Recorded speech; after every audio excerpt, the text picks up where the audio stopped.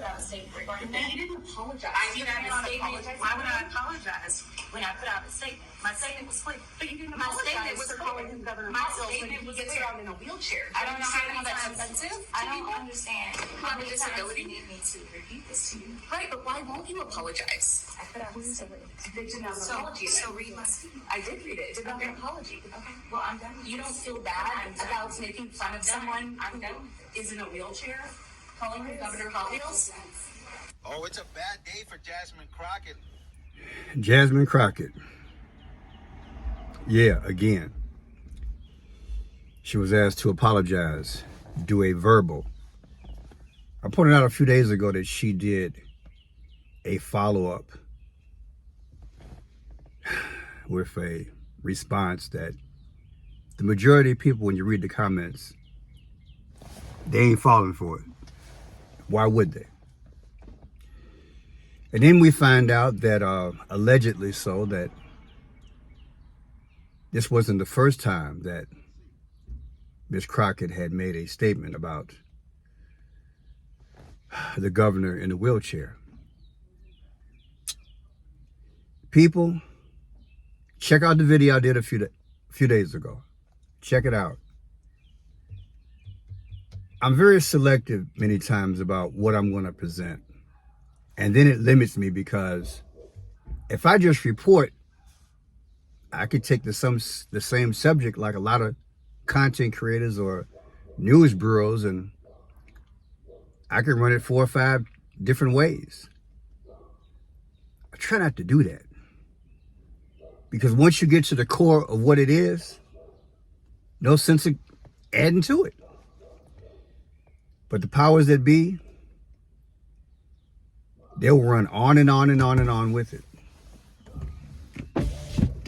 What I want you to understand is that these are distractions. Somebody let the dogs out. Heard them in the background. These distractions that are out here, they're done on purpose. Because there's some major things that are happening right in front of us. I mean, at lightning speed. Trump got in office on January 20th of 2025. We started off with the 4x4 in New Orleans, killing 36 people. Then we had the plane crashes and, just one thing after another. Knock on wood, hopefully it's settled down. While all that was going on, it appears to me that the executive orders were just piling up. Wouldn't you agree? It's like you can hear it and you see it, but there's so much other things going on. Who has time to really go through? If I had to guess, maybe the man had done a couple of hundred. I don't know. I hope I'm not exaggerating, but that's a lot. By the same token, there are some cutbacks going on with this Doge thing.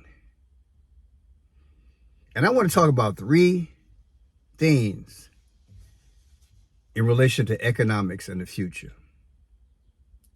Because people, I have never, I started out writing for newspapers and magazines in my late teenage years.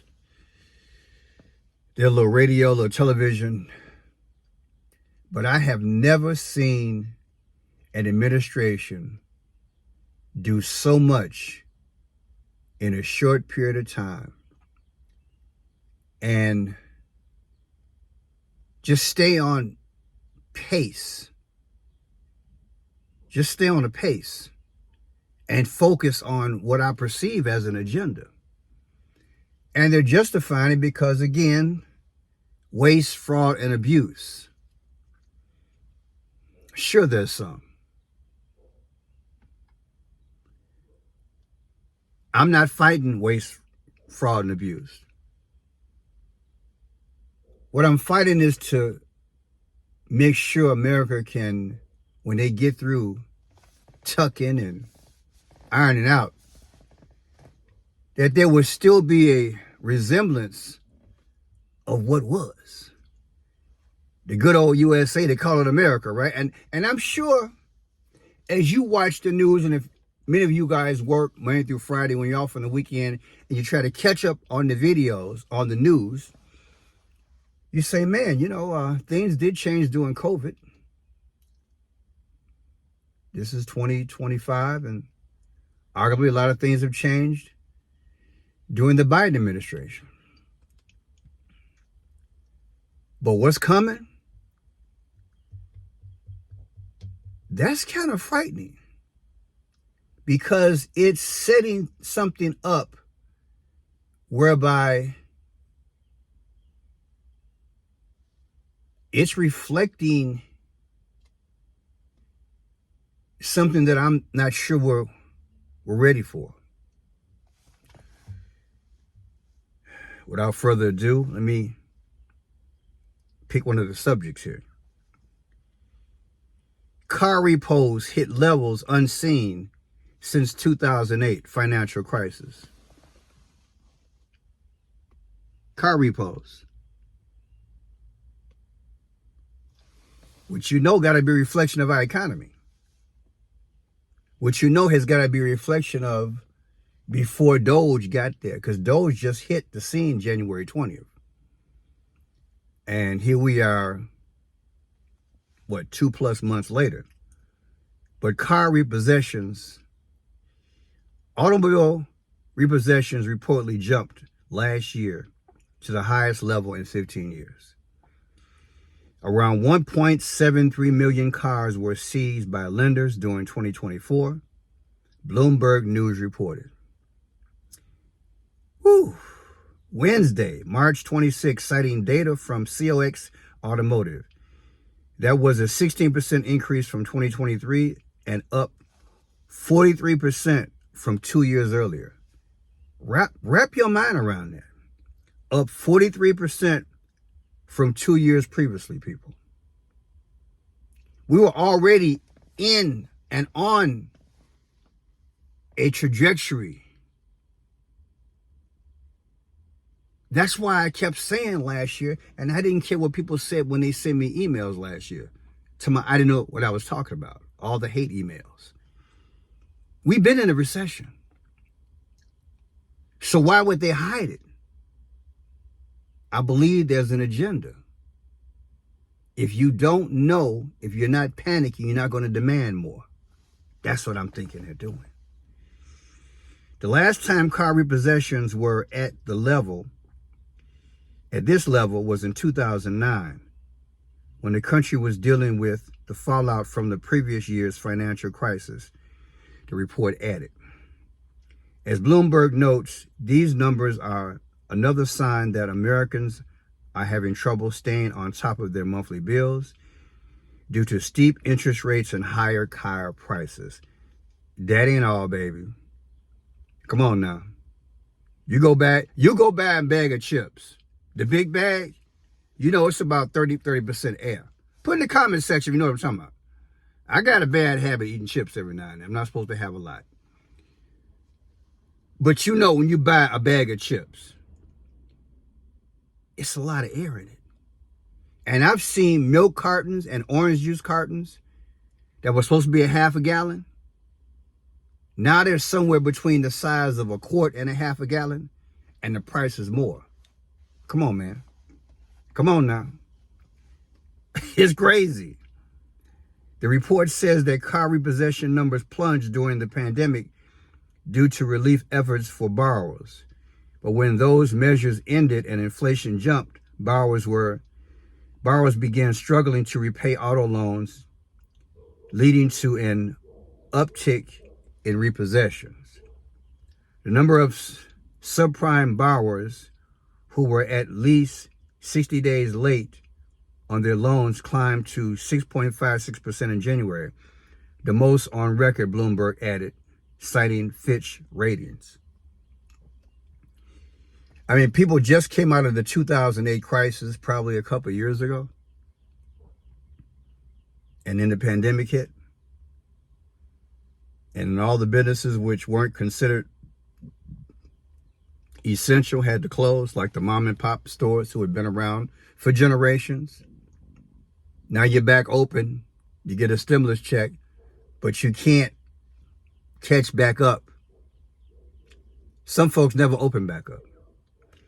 Meanwhile, purchasing a car has become more costly, with Cox data showing that the average vehicle loan rate rose by 5 basis points to 10.16% in February, the highest in 4 months, with the average monthly car payment coming to $748. And it's going to go up more.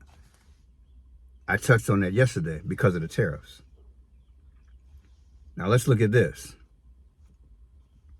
Over 9 million student loan borrowers could see their credit scores tank as delinquencies are poised to hit record highs.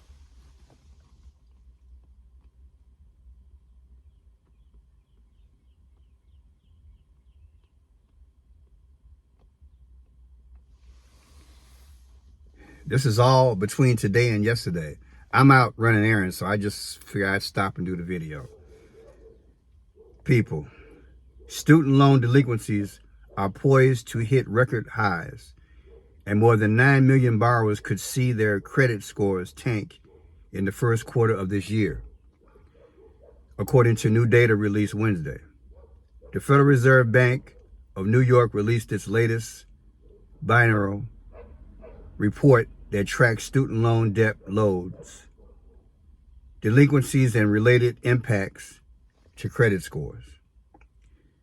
The latest report provides a snapshot of student loan activity after it completely unpinned by the COVID-19 pandemic. The 2025 student loan update showed that an estimated 15.6% of federal loans, a new record, were likely past due at the end of last year, with more than $250 billion in delinquent debt held by 9.7 million borrowers. And you go down the road, what it's saying is that these folks, even after 75 days with this type of debt, they can go into your Social Security. They can go into, if you got a job, they'll start going into your checks every month. You know how they go. It's off the chain, baby. It's off the chain. Now we got one more. Trump administration abruptly cuts billions from state health services. Woo! Look at that. We got housing, car delinquencies,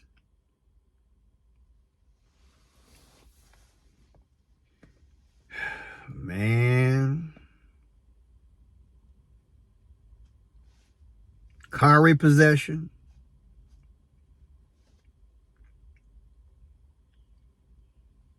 Now we got states have been told that they can no longer use grants that were funding infectious diseases, management, and addiction services. Did you hear that? Infectious diseases, management, and addiction services. The Department of Health and Human Services has abruptly canceled more than, get this, $12 billion in federal grants. Woo! To states that were being used for tracking infectious diseases, mental health services, addiction treatment, and other urgent health issues. So you throw the tariffs on Mexico and on Canada because you want the fentanyl to stop coming from over here. And I did a report on that about a month ago, saying that less than 1% of the fentanyl comes over the Canadian border. So go figure, why you doing tariffs on them? Hello?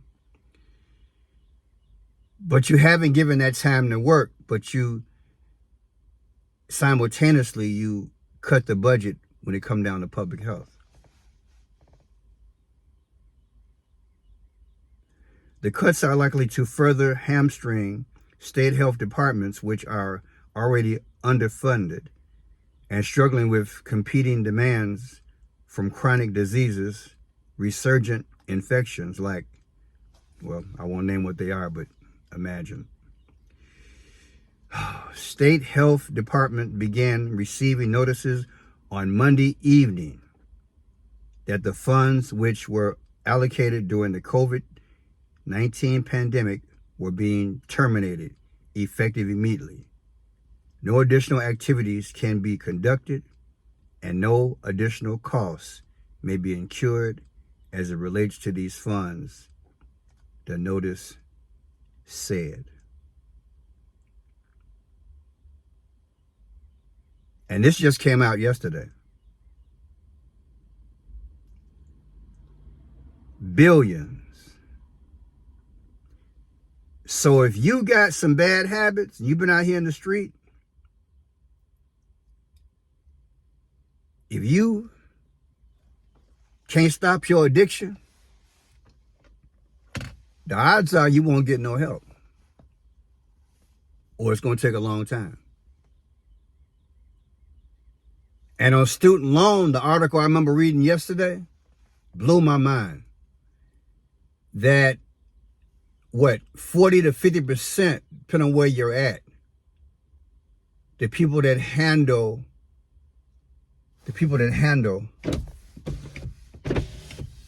when it comes down to, I mean,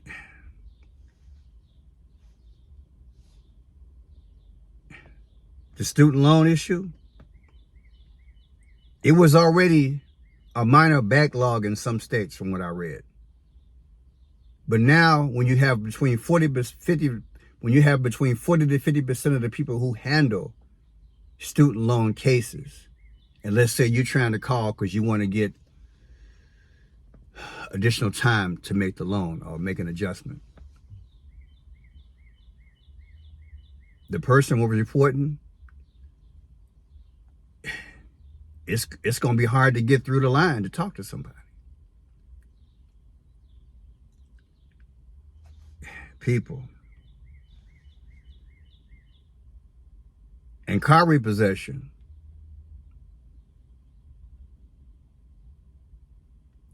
Do you think we're going toward 15-minute city? That's what, look, I can't sugarcoat it. I see where it's headed. This is less jobs, less money in circulation. You can't keep going up on the taxes of the homeowners. You're still paying the immigrants over here. At some point, you got to make an adjustment at the top.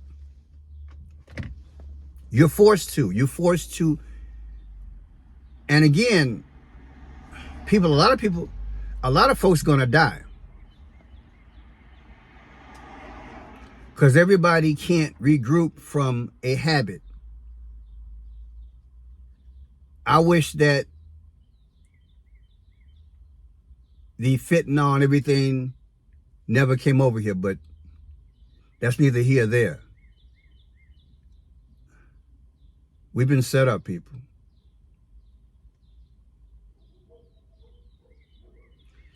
And the Trump administration has got to know. They just cold turkey freeze this thing here. Trump administration abruptly cuts billions from state health services. Stop. Boom. So you got an appointment or whatever. If there's no money coming in, you might not be able to make your appointment right. Well, they may not be able to service you.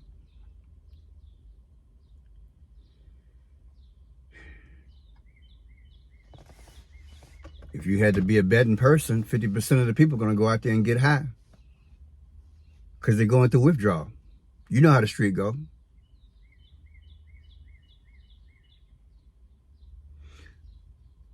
But they keep throwing this junk at us. Like I said, I put out a statement regarding that. You didn't apologize. I did You not didn't statement. apologize. Why would I apologize when I put out a statement? My statement was clear. But you didn't My apologize statement was for clear. calling him Governor My Hot Wheels when statement he was gets clear. around in a wheelchair. I don't know how many that's times. offensive to I don't people? understand have how a many times disability. you need me to repeat this to you. Right, but why won't you apologize? I put out a statement. They did not apology. So read my statement. I did read it. Okay, apology. Okay, well, I'm done. they allegedly get people to play roles and say outlandish things, and we're focused on that. And the media is giving you bits and pieces of what I just gave to you. Student loans, delinquent cars, car notes, and the funding of healthcare issues. That is drugs and trying to get rehabbed.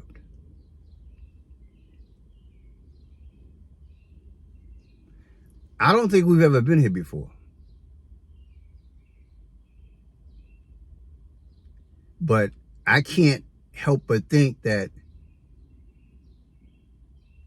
with the justification of waste, fraud, and abuse, the agenda that they are not announcing as they have these other issues for us to focus on,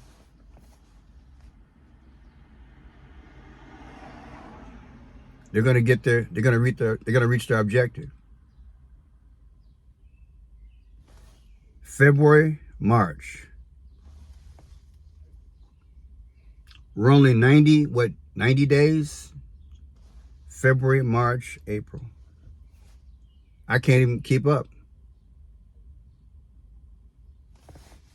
The 29th will be 88 days, which will be Friday, and today's Thursday. So we're not even 90 days until the administration. And the Doge, and everything else. And I think it's cold-blooded to abruptly just cut a service like health. Because not only will people not be served people, I'm sure a lot of people will either lose their job, services will be cut back, or agencies will just close altogether because you can't function without the money. And at some point, if we stay at this pace, because we're less than 3 months into this administration, if we stay at this pace, along with what I showed you initially, that we were already in a recession and they kept it from us.